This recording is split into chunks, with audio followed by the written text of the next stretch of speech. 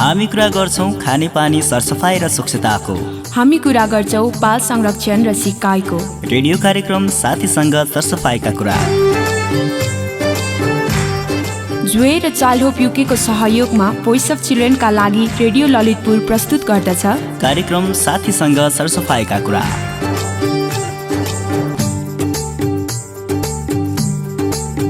नमस्कार, म काजल अनि म बलराम। सबैभन्दा पहिले यहाँहरू सबैजनालाई स्वागत छ है रेडियो कार्यक्रम साथीसँग सरसफाइका कुरामा। आज कार्यक्रममा हामी विद्यालयमा सरसफाइ र स्वच्छताको महत्त्व, योजना र अभ्यासका विविध पक्षका बारेमा चर्चा गर्छौं। हामी सँगै रहनुहोला। रेडियो कार्यक्रम साथीसँग सरसफाइका कुरामा हामीले मुख्य गरी बाल संरक्षण र शिक्षाका लागि खानेपानी सरसफाइ र स्वच्छताको महत्त्व, खानेपानी सरसफाइ र स्वच्छताको अभावमा हाम्रो सिकाइ प्रक्रियामा परिरहेको नकारात्मक प्रभाव र त्यसको अन्तका लागि गर्नुपर्ने प्रयासबारे चर्चा गर्छौं भन्ने त तपाईलाई थाहा नै छ। अनि तपाईले कार्यक्रम साथीसँग सरसफाइका कुरा प्रत्येक शनिबार बिहान 7:30 बजे मेरो एफएम 93.3 मेगाहर्जमा र सप्तकोशी एफएम 90 मेगाहर्जमा सुन्न सक्नुहुन्छ। यस्तै हाम्रो फेसबुक आइडी साथीसँग सरसफाइका कुरा र युट्युबमा पनि यो कार्यक्रम सुन्न सक्नुहुन्छ।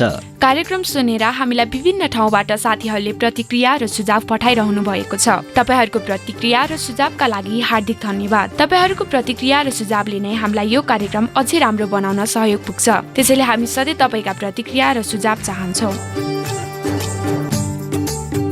कार्यक्रम साथीसँग सरसफाइको अघिल्लो भागमा हामीले समग्र शिक्षा प्रणालीमा खानेपानी सरसफाइ र स्वच्छताको विषय, त्यसको अभ्यासका साथै सरसफाइ र स्वच्छताको अभावमा बाल संरक्षण र सिकाइ प्रक्रियामा परिरहेको नकारात्मक प्रभावको अन्त्यका लागि गर्नुपर्ने कामहरू के हुन् भन्ने विषयमा चर्चा गरेका थियौँ। हो नि बलराम, अनि सरसफाइ र स्वच्छताको अभावमा बाल संरक्षण र सिकाइ प्रक्रियामा कस्तो नकारात्मक प्रभाव पर्ने रहेछ भनेर बुझ्यौ त तिमीले? यो कुरा त एकदमै सिम्पल छ नि काजल। कसरी? ल, विद्यालयमा सरसफाइ, स्वच्छता र खानेपानीको अभावमा गुणस्तरीय शिक्षाको परिकल्पना गर्न सकिन्छ त? त्यो त हो बलराम, तर के काजल भन न। होइन, अब नीति योजनाहरूमा त विद्यालय सरसफाइ र स्वच्छतालाई महत्त्व दिएको पाइन्छ, तर व्यवहारमा हेर्यो भने अवस्था जहाँको त्यही छ। तिमीले एकदमै सही कुरा गर्यौ काजल। अब मेरै विद्यालयको अवस्थाको कुरा गरौँ न। जहिले खानेपानीको समस्या, अब खानेपानीको समस्या भएपछि शौचालयमा पानी हुने कुरै भएन। तिम्रो विद्यालय मात्र होइन नि बलराम, धेरै विद्यालयहरूमा अवस्था उस्तै छ। मेरो आफ्नै अनुभवको कुरा गर्ने हो भने पनि काजल, विद्यालय सफा स्वच्छ भएन भने त्यसले पढ्ने र पढाउने कुरामा एकदमै नकारात्मक असर पर्छ। हो नि बलराम, तर यहाँ चलेकै छ भन्ने परिपाटी जो छ। विद्यालयमा स्वच्छ खानेपानी व्यवस्थापन, सरसफाइको सुविधा र स्वच्छ वातावरणको आवश्यकतालाई हाम्रा नीतिहरूले महत्त्वपूर्ण पक्षको रूपमा लिएका छन्, तर त्यसमा कति प्रगति भएको छ भन्दा खासै केही देखिँदैन। होइन, सुधारै नभएको त म भन्दिनँ, तर जुन स्तरमा प्रगति हुनुपर्ने हो त्यो चाहिँ छैन है। म पनि त अघिदेखि त्यही कुरा गर्दैछु। विद्यालयको कक्षा कोठादेखि शौचालयसम्म सफा हुनुपर्छ, अनि पिउने पानीदेखि हात मुख धुने सबै पानी पनि सफा हुनुपर्छ। त्यसैले त सबै विद्यालयहरूमा खानेपानी र सरसफाइको सुविधा एवं स्वच्छ वातावरणको विकास तथा प्रवर्धन गर्ने कार्यमा एकरूपता ल्याई सिकाइ उपलब्धि तथा शैक्षिक गुणस्तरमा सुधार गर्न आवश्यक छ। एकदमै सही कुरा काजल। त्यसो हुन सक्यो भने मात्र हामीले गुणस्तरीय शिक्षा प्राप्त गर्ने अवस्था बन्छ, होइन र? हो नि बलराम, यसमा विद्यालय स्तरमा गठन हुने विद्यालय खानेपानी सरसफाइ तथा स्वच्छता समन्वय समितिले विशेष पहल गर्नुपर्छ। बलराम, अब चाहिँ कार्यक्रमको रेगुलर सेगमेन्टहरूबारे जानकारी दिने होइन? हो नि, रेगुलर सेगमेन्टहरूबारे जानकारी दिने बेला त भयो। तिमीले भन न, आज हामी कार्यक्रममा के विषय प्रसारण गर्छौ भनेर। आज कार्यक्रम साथीसँग सरसफाइका कुरामा हामी सबैभन्दा पहिले अभिभावक, शिक्षक, विद्यार्थी साथीहरू र आम सर्वसाधारणको कुरा सुन्छौँ। उहाँहरूसँग विद्यालयमा खानेपानी र सरसफाइको उचित प्रबन्ध नहुँदा विद्यार्थीहरूमा कस्तो प्रभाव परेको पाउनुहुन्छ भनेर सोच्छौँ। शुद्ध खानेपानी छैन भने चाहिँ बालबालिकालाई विभिन्न किसिमको रोगहरू लाग्न सक्छ। त्यसपछि विद्यालयमा खानेपानी सरसफाइ तथा स्वच्छताको उचित प्रबन्ध नहुँदा विद्यार्थीमा कस्तो प्रभाव पर्छ भन्ने विषयमा तयार पारेको संक्षिप्त रिपोर्ट पनि प्रसारण गर्छौँ। अनि कोरोना भाइरस महामारीका कारण समग्र शिक्षा क्षेत्रमा परेको प्रभाव, गुणस्तरीय शिक्षा प्रदान गर्न तय गरिएका नीति योजनाहरू कार्यान्वयनको स्थिति, समबद्ध निकायहरू बीच समन्वयको अवस्था लगायतका विषयमा केन्द्रित रहेर राष्ट्रिय योजना आयोगका पूर्व सदस्य मिन बहादुर शाहीसँग कुरा गर्छौं। जनताको सबैभन्दा नजिक घर दैलोमा बसेर सहज ढङ्गले सेवाको प्रभावकारिता मात्रै होइन, सेवाको उपलब्धता गराउन कहाँबाट सकिन्छ भन्दा त्यो स्थानीय तहबाट सकिन्छ। साथमा तपाईँका लागि यो साताको प्रश्न पनि राख्छौँ। यस्तै यसअघिको प्रश्न, त्यसको सही जवाफ र सही जवाफ पठाउनेहरू मध्येबाट पुरस्कृत हुने 2 जना साथीहरूको नाम र ठेगाना जानकारी दिन्छौँ। हामीलाई सुन्दै रहनुहोला।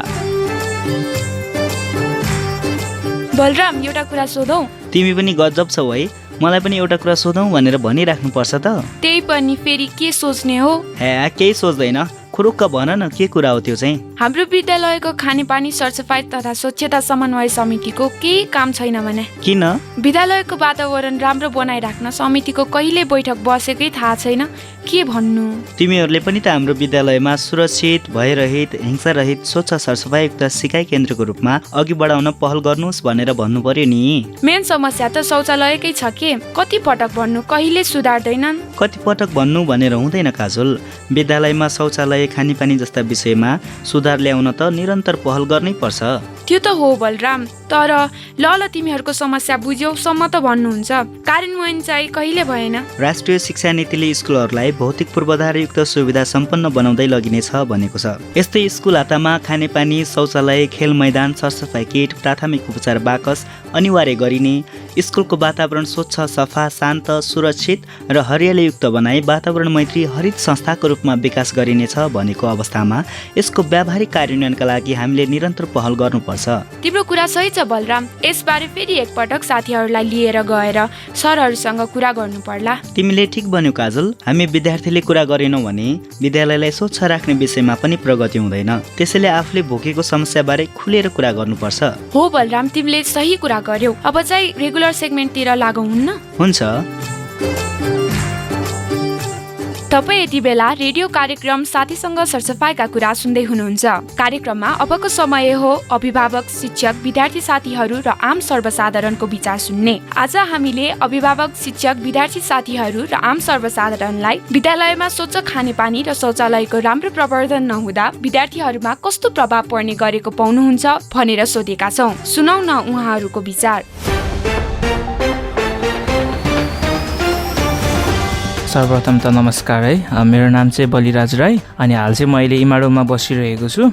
अनि एज अ म एउटा स्टुडेन्ट भएकोले कारणले गर्दा कुनै पनि स्कुल वा कलेजमा चाहिँ शुद्ध खानेपानी वा शौचालयको अभावले गर्दाखेरि चाहिँ विद्यार्थीहरूको सिकाइ प्रक्रियामा चाहिँ धेरै प्रभाव परिरहेको देख्छु है म। कतिचोटि हाम्रो शुद्ध खानेपानी हामीले नपाउँदाखेरि त्यहाँनिर कतिचोटि हामीलाई प्यास लागिरहेको हुन्छ। हामीले त्यस्तो क्रममा स्कुल कलेजहरूमा सिकाएको कुरा हाम्रो दिमागले सिक्न सक्दैन, किनभने हाम्रो त्यतिखेर चाहिँ प्यासतिर मात्र हाम्रो ध्यान गइरहेको हुन्छ, पानीतिर मात्र ध्यान गइरहेको हुन्छ। त्यस्तै शौचालयको कुरामा पनि सरसफाइ छैन भने त्यहाँबाट हामीलाई रोग बिरामी हुन्छ भनेर हामीलाई थाहा हुन्छ र त्यसको प्रयोग गर्नमा हामीलाई धेरै कठिनाइ हुन्छ।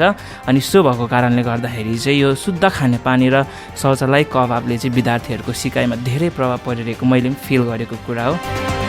यो विद्यालयमा खानेपानी र शौचालयको चाहिँ उचित प्रबन्ध हुनुपर्छ, किनभने बालबालिकाहरू अलि जोखिममा हुने भएको र उनीहरूलाई चाहिँ स्वच्छ खानेपानी अनि शौचालय चाहिँ प्रयोग गर्नु पर्ने चाहिँ यो चाहिँ उनीहरूको अधिकारको कुरा पनि हो। अनि त्यसले गर्दाखेरि चाहिँ खानेपानी चाहिँ विद्यालयमा अनिवार्य रूपमा चाहिँ फिल्टर गरिएको या कुनै पनि विधिबाट चाहिँ त्यसलाई प्युरिफिकेसन गरेको चाहिँ हुनुपर्छ। म पारस सुनवार, मेरो घर चाहिँ दोलखा, अहिले हाल सादोबुढामा बस्दैछु। अनि तपाईँको प्रश्नमा म आउन चाहेँ। शुद्ध खानेपानी छैन भने चाहिँ बालबालिकालाई विभिन्न किसिमको रोगहरू लाग्न सक्छ, जुन हाम्रो स्कुलमा जुन त्यो पाठ्यक्रम पुस्तकभित्र मात्र त्यो सीमित नरहेको होस्, जुन कुरा चाहिँ हामीले व्यवहारिकमा पनि त्यो लागू हुनुपर्छ र जुन कुरा त्यो कुरा चाहिँ हामीले उपलब्ध स्कुलमा त्यो गराइनुपर्छ र उनीहरूले पनि आफ्नो व्यवहारिक जीवनमा पनि त्यो कुरा सिक्दै जाने कुरा हो। किनभने आजको बालबालिकाहरू, आजको विद्यार्थीहरू चाहिँ भोलिको कर्णधारहरू हुन् भन्ने कुरा हामीले स्पष्ट बुझ्नुपर्छ। हामी सबैले, अभिभावकले, स्कुलका सम्पूर्ण हाम्रो शिक्षकहरू र त्यहाँ प्रशासनका सबै कुराहरूले। र अर्को कुरा आयो शौचालयको विषयमा। शौचालय झन् एकदमै महत्त्वपूर्ण कुरा छ। यदि यो शौचालय चाहिँ विभिन्न किसिमको रोगहरू नै यो शौचालय सफा छैन भने त्यहाँबाट नै त्यो रोगहरू लाग्न सक्छ।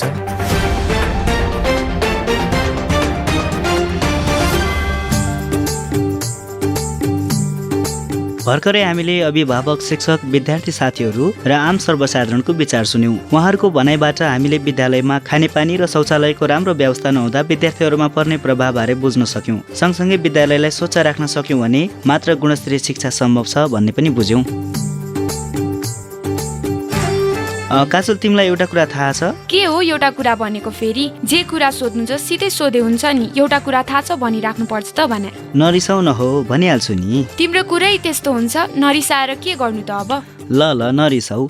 मैले के सोध्न खोजे भने तिम्रो विद्यालयले सबै बालबालिकाहरूका लागि अनुकूल हुने गरी खानेपानी, सरसफाइ तथा स्वच्छताका सूचक एवं मापदण्ड तयार गरेको छ। खै, यो कुरा त मलाई पनि थाहा भएन। सरकारले विद्यालयहरूले खानेपानी, सरसफाइ तथा स्वच्छताका सूचक एवं मापदण्ड तयार गर्नुपर्ने छ भनेको छ। हामीले पनि आफ्नो विद्यालयले त्यस्तो मापदण्ड बनाएको छ छैन, बनाएको भए त्यसको अवस्था कस्तो छ भन्ने बारे बुझ्नुपर्छ। फाइनली तिमीले राम्रो कुरा गर्यौ बलराम। त्यो त म बुझ्छु अनि भन्छु ल। हुन्छ, सबै राम्रोसँग बुझ है।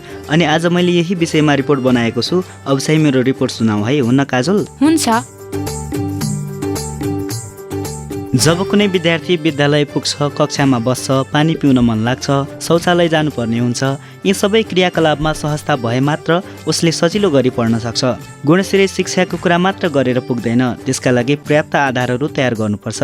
विद्यालयमा दिएको खानेपानी, सरसफाइ तथा स्वच्छता प्रवर्धन गरी शैक्षिक उपलब्धि बढाउन अनुकूल वातावरणको सिर्जना गर्ने विषयलाई महत्त्व दिए पनि व्यवहारमा त्यस अनुसारको प्रयास नहुनाले सबैमा गुणस्तरीय शिक्षाको उपलब्धता सुनिश्चित हुन सकेको छैन। विद्यालयमा सबै बालबालिकाहरूका लागि अनुकूल हुने गरी खानेपानी, सरसफाइ तथा स्वच्छताका सूचक एवं मापदण्ड तयार गर्ने भनिएको छ। तर तयार गरेको मापदण्ड कार्यान्वयनका लागि सहजीकरण गर्नतिर सम्बद्ध निकायहरूले पर्याप्त ध्यान दिएका छैनन्। विद्यालयमा स्वच्छ खानेपानीको व्यवस्थापन, सरसफाइको सुविधा र स्वच्छ वातावरण तयार गर्नका लागि उपलब्ध स्रोत साधनको उपयोगमा विभिन्न निकायहरूले भूमिका पहिचान गर्ने कामले समेत गति लिएको छैन। विद्यालय खानेपानी, सरसफाइ तथा स्वच्छताको विषयलाई सङ्घीय, प्रादेशिक र स्थानीय तहका योजना प्रक्रियामा सहभागी बनाउन जरुरी छ। विद्यालय खानेपानी, सरसफाइ तथा स्वच्छता प्रवर्धनका लागि सरकारी, गैर सरकारी, निजी क्षेत्र र नागरिक समाजबीच समन्वय, सहकार्य र साझेदारी हुन आवश्यक छ।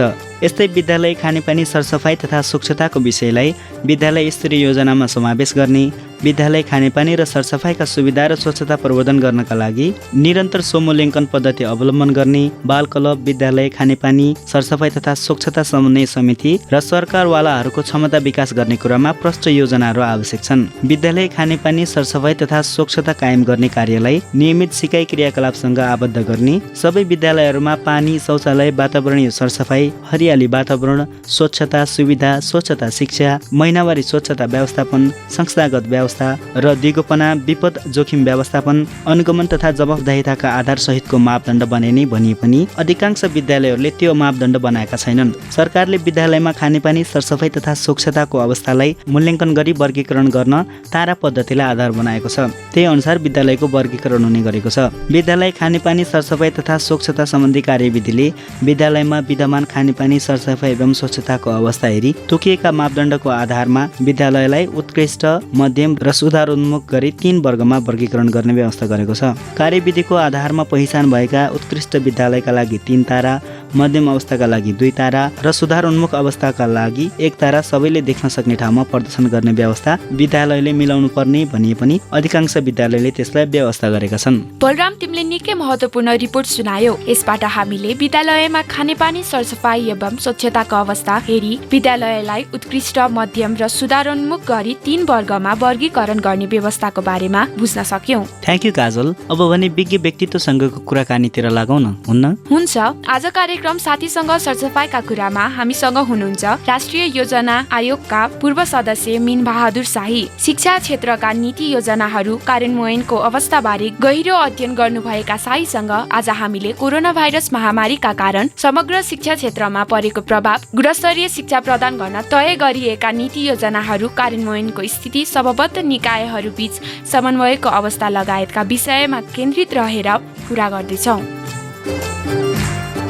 सर, स्वागत छ यहाँलाई कार्यक्रम साथीसँग सरसफाइका कुरामा। धन्यवाद। सबैभन्दा पहिले यहाँले राष्ट्रिय योजना आयोगको सदस्यको रूपमा महत्त्वपूर्ण जिम्मेवारी निर्वाह गर्नुभयो। समग्रमा शिक्षा क्षेत्रको सुधारका लागि हामीले कस्तो अभ्यास गरिरहेका छौँ, के पाउनुभयो? हामीले खास गरी यो बाल बालिकाको अधिकारको संरक्षण र सम्वर्धन गर्ने सन्दर्भमा हामीले नीतिगत तहमा र खास गरी संवैधानिक हिसाबले नै बाल अधिकारको संरक्षण, प्रवर्धन, विकास र सहभागिताका 4वटा महत्त्वपूर्ण पक्ष जुन छन् त्यो पक्ष हाम्रो संविधानले समेत आत्मसात गरेको देखिन्छ। सँगसँगै हामीले बालबालिका सम्बन्धी काम गर्ने भनेर हामीले छुट्टै मन्त्रालय समेत गरेर बालबालिकाको अधिकारलाई संरक्षण गर्ने सन्दर्भमा सरकार आफैले पनि संरचनाहरूको खडा गरी ती संरचनाहरू मार्फत बाल अधिकारको संरक्षण र सम्वर्धनमा जोड दिएको छ। त्यो भनेको बाल अधिकारको विकासको सन्दर्भ अर्को ढङ्गले मैले 4वटा कम्पोनेन्ट जुन तपाईँलाई पिलरहरू जुन भने त्यो पिलरका आधारमा अरू सम्पूर्ण मन्त्रालयहरू, सम्बन्धित मन्त्रालयहरू जस्तो शिक्षाका कुराहरू भन्नुहोस्, स्वास्थ्यसँग सम्बन्धित कुराहरू गर्नुहोस् वा अरू इन्फ्रास्ट्रक्चर पूर्वाधार निर्माणहरूमा पनि बाल अधिकारलाई सुरक्षित गर्ने र त्यसलाई संरक्षित गर्ने गरिकन नीतिहरू निर्माण बनेका छन्। त्यस्तै गरी 15औं योजनाले पनि बाल अधिकारको कुरालाई विशेष ढङ्गले बोलेको छ र हामीले बालबालिकाको अधिकारलाई उनीहरूको खास गरी अरू सन्दर्भ जति पनि छन् उसको विकासका निम्ति गर्भदेखि नै खास गरी गर्भावस्थादेखि नै बाल अधिकारलाई संरक्षण र सम्वर्धन गर्ने कुरामा आवश्यक नीति नियम मात्रै होइन कार्यक्रमहरू पनि हामी गोल्डन 1000 डे भनेर पनि हामीले अभियानहरू सरकारले चलाइराखेको छ र त्यसो भए हुनाले बाल अधिकारको संरक्षण र सम्वर्धन गर्ने कुरामा नेपाल धेरै अगाडि छ। तर यद्यपि त्यसको प्रभावकारी कार्यान्वयनका निम्ति हामीले जुन कुरामा जोड दिनु पर्थ्यो, प्रभावकारी कार्यान्वयनका निम्ति हामीले जति स्रोत र साधनहरूको व्यवस्थापन गरेर अहिले सङ्घीय संरचनामा पनि हामीले प्रदेश र स्थानीय तहलाई समेत प्रभावकारी ढङ्गले अगाडि बढाउने सन्दर्भमा कार्यान्वयनको तहमा अलिकति हामीले अलि जोड दिनुपर्ने, त्यसलाई अलि सुधार गर्दै लैजानुपर्ने जस्तो देखिन्छ। यति धेरै नीति कार्यविधि योजना छन् शिक्षासँग सम्बन्धित, तर कार्यान्वयनको पक्ष चाहिँ सधैँ किन फितलो हुन पुग्यो सर? कार्यान्वयनको दुईटा कुरा हो। हामीले नीति ऐन र जति पनि हामीले संरचनाहरू खडा गर्छौँ त्यो संरचनाको प्रभावकारी कार्यान्वयनका निम्ति सँगसँगै जोडेर आउने महत्त्वपूर्ण पक्ष अर्को के हो भने स्रोतको व्यवस्थापन, परिचालन र सञ्चालनको कुरा महत्त्वपूर्ण रहन्छ।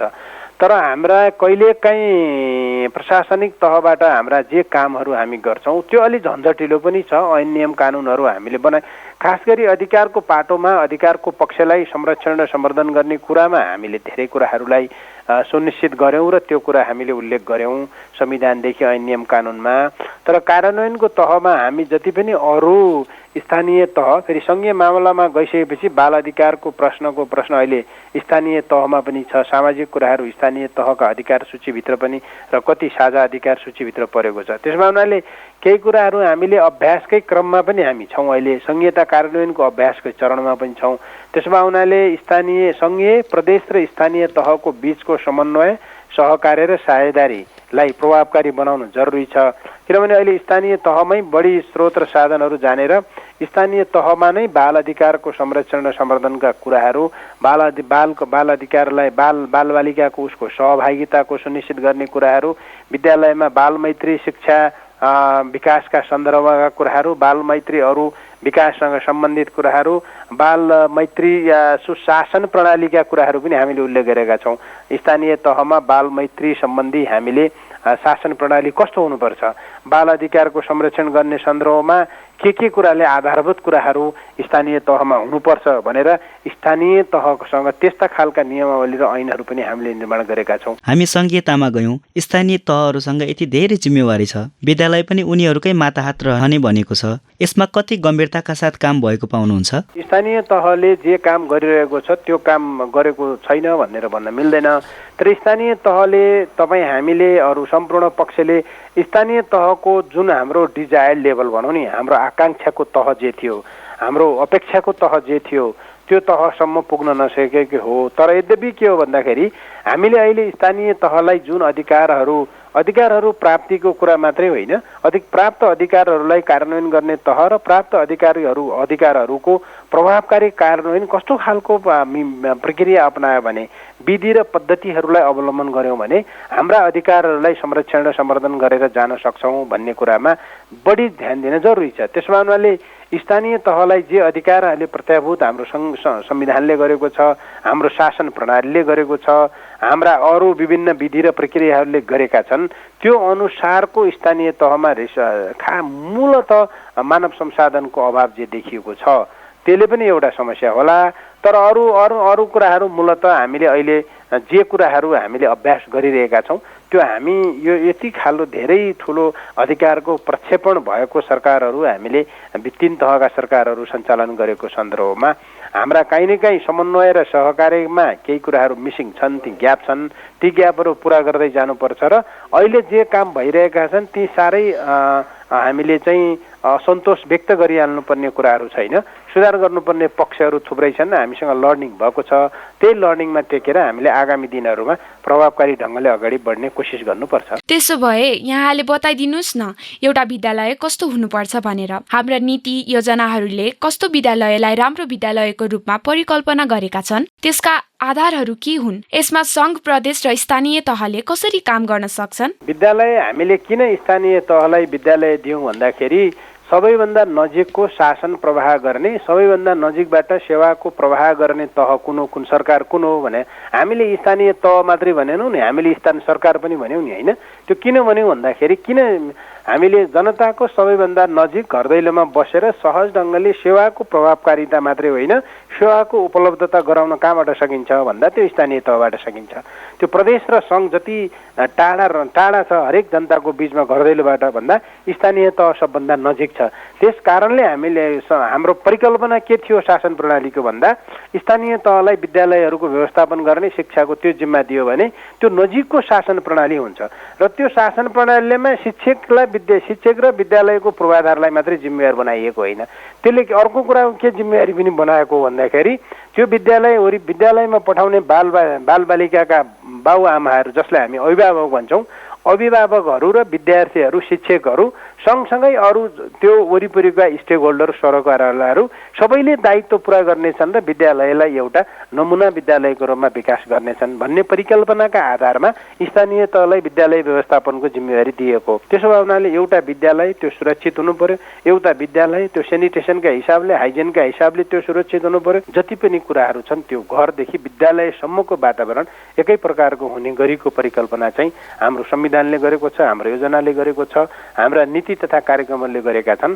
तर कार्यान्वयनको तहमा चाहिँ हामीले त्यो जुन अपेक्षाकृत ढङ्गले अगाडि बढ्न सकेका छैनौँ। यहाँ ओहो फलानु विद्यालय त निकै राम्रो छ भन्ने प्रचलन छ नि, यसमा पठन पाठन र नतिजा मात्रै हेर्ने कि त्यहाँको वातावरण पनि? अझ यसो भनौँ न, सबै पक्षबाट साँच्चीकै राम्रो विद्यालय चाहिँ कस्तो हुन्छ? दुईटा पक्षले हेर्नु पर्यो। स्वाभाविक ढङ्गले तपाईँले भनेको पठन पाठनको पक्ष पनि हेर्नु पर्यो। कहिलेकाहीँ के हुन्छ भन्दाखेरि पठन पाठनले जुन उत्तीर्ण मान्छेले प्राप्त गरेका हुन्छन् त्यो मात्रै बालबालिकाको हकको निम्ति सम्पूर्णतामा विकासको पक्ष त्यो होइन। त्यसैले सबैभन्दा ठुलो कुरो विद्यालयको वातावरण हो। विद्यालय वा विद्यालय वरिपरिको, विद्यालय मात्रै होइन, विद्यालय वरिपरिको त्यसको घरको, परिवारको, छर छिमेकको वातावरण सबभन्दा ठुलो कुरा हो। विद्यार्थीको, बालबालिकाको त्यसको मस्तिष्क विकासका निम्ति, त्यसको सम्पूर्णमा उसको विकासका निम्ति उसको वातावरण सबैभन्दा ठुलो कुरा हो। पढ्नलाई त मान्छेले हुने खानेले ट्युसन राख्ला, अर्को गर्ला, सारा हो। तर हामीले भनेको के हो भन्दाखेरि हुने खानेले ट्युसन राखेर पढ्ने कुरा मात्रै होइन, त्यो एउटा विद्यालयको पेरिफेरीको, त्यो वरिपरिको सबै बालबालिकाहरूले समान हैसियतले समान वातावरणमा पढ्न पाउने, समान गुणस्तरको शिक्षा प्राप्त गर्न पाउनु पर्यो भन्ने कुरा हो। मैले अघि तपाईँले भने हामीले कति सङ्ख्यामा मान्छेहरूले उत्तीर्ण गरे, के गरे भन्ने कुरा मात्रै धेरै ठुलो कुरा होइन। तर त्योभन्दा महत्त्वपूर्ण कुरा विद्यालयको वातावरण सबभन्दा ठुलो कुरा हो। विद्यालयको वातावरण मात्रै होइन, विद्यालयको वरिपरिको, छरछिमेकको, गाउँको, घरको वातावरण सबभन्दा ठुलो कुरा हो। र सँगसँगै हामीले पठन पाठनका निम्ति पनि वातावरण चाहिन्छ। तपाईँसँग एउटा पठन पाठनका निम्ति उपयुक्त वातावरण विद्यालयमा, घरमा, छरछिमेकमा भएन भने पढ्ने विद्यार्थीले कसरी पढ्न सक्छ र? नागरिक सङ्गठनहरूको संलग्नता, निजी क्षेत्रको संलग्नता, घर परिवारको संलग्नता, टिचरको संलग्नता, त्यहाँ विद्यालय पढ्ने बालबालिकाको संलग्नता, युथहरूको संलग्नता, आमा बाबु छोरी बहिनी जति छ सबैको संलग्नताका आधारमा त्यो वातावरण निर्माण गर्न सकिन्छ भन्ने हो। विद्यालय क्षेत्र विकास योजनाको कुरा गरौँ, यस्तो दिगो विकास लक्ष्यको कुरा गरौँ, के हामीले शिक्षा क्षेत्रको सन्दर्भमा तय गरेको लक्ष्य हासिल गर्न सक्ने अवस्था छ? हामीले अहिलेसम्म तपाईँले जे भन्नुभयो दिगो विकास लक्ष्यको कुरा हामी जे गरिरहेका छौँ, नेपाल दिगो विकास लक्ष्यको कार्यान्वयन गर्ने सन्दर्भमा नेपाल राम्रै कोटीमा पर्दछ। नेपाल राम्रै कोटीको मुलुकमा नेपाल पर्दछ। हामीले विश्व स्तरमै विश्वकै हाम्रा विभिन्न खालका अन्तर्राष्ट्रिय फोरमहरूमा दिगो विकास लक्ष्यका कार्यान्वयनका सन्दर्भमा हामीले प्रस्तुत गरेका प्रतिवेदन, हामीले प्राप्त गरेका उपलब्धिहरू निराशाजनक अवस्थामा छैनन्। तर हामीले चाहे त्यो 15औं योजनाले हामीले लक्ष्य निर्धारण गरेका हाम्रा राष्ट्रिय लक्ष्यहरू, हाम्रा राष्ट्रिय सूचकहरू प्राप्त गर्ने कुरामा भन्नुहोस् वा हाम्रा दिगो विकास लक्ष्यले हामीलाई दिएका केही इन्डिकेटरहरू, अन्तर्राष्ट्रिय तहमा दिएका सूचकहरू र हामीले राष्ट्रिय तहमा निर्धारण गरेका सूचकहरू प्राप्त गर्ने सन्दर्भमा धेरै मेहनत गर्नुपर्छ। हामीले धेरै मेहनत गर्न जरुरी छ।